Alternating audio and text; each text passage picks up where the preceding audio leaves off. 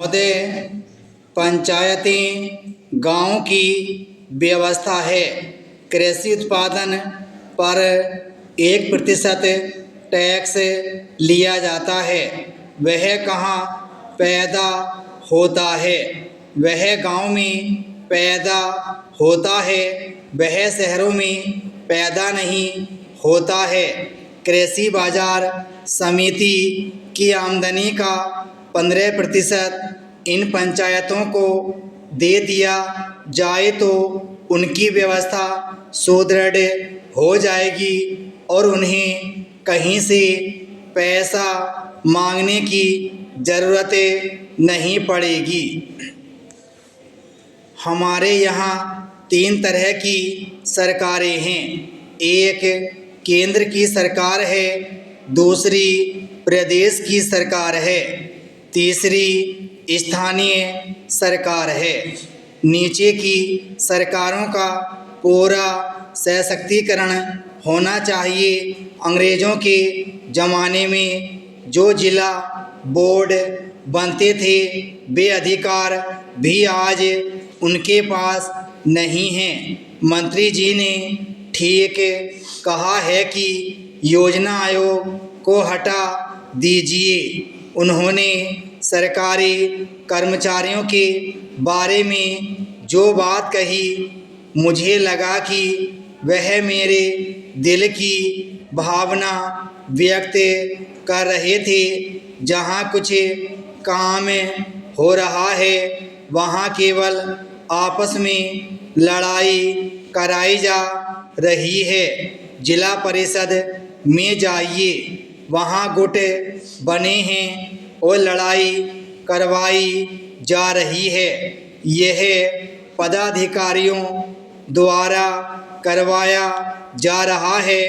ऐसा नहीं है कि आपस में दुराव है।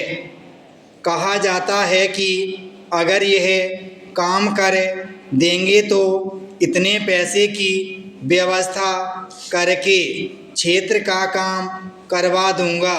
सरकारी कर्मचारियों द्वारा जिला परिषद और पंचायत समिति के लोग जिस तरह प्रताड़ित हो रहे हैं, उसके लिए मैं चाहूँगा कि ज़रूर कोई व्यवस्था होनी चाहिए। आप योजना आयोग को हटाइए, उनको अधिकार दीजिए। पहले जब मैं घर जाता था तो मेरे घर में 100 लोग खड़े रहते थे।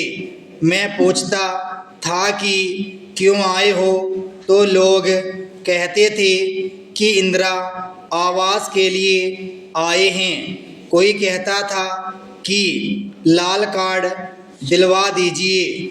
कोई कहता था कि हमें अंत्योदय के कार्यक्रम के अंतर्गत अन्न दिलवा दीजिए। मैं कहता था कि क्या यह सांसद का काम है? 2 वर्षों से जब से मेरे प्रदेश में पंचायतों के चुनाव हुए, ईमानदारी के साथ कह रहा हूँ कि सुबह कार्यालय में उतरते समय मुश्किल से 10 या 15 लोग मिलते हैं जिनको मेरे से काम होता है। जिन लोगों को सांसद कोष से कोई काम करवाना है या बात करनी है, केवल उतने लोग मिलते हैं। मैंने सबसे कह दिया है कि हम लोगों का बोझ बहुत कम हुआ है। इसमें व्यापक सुधार की आवश्यकता है। इस कानून में सुधार कर नए दल के गठन के लिए 1/3 सदस्यों की अनिवार्यता को समाप्त किया जाना चाहिए। ब्राह्म स्टॉप।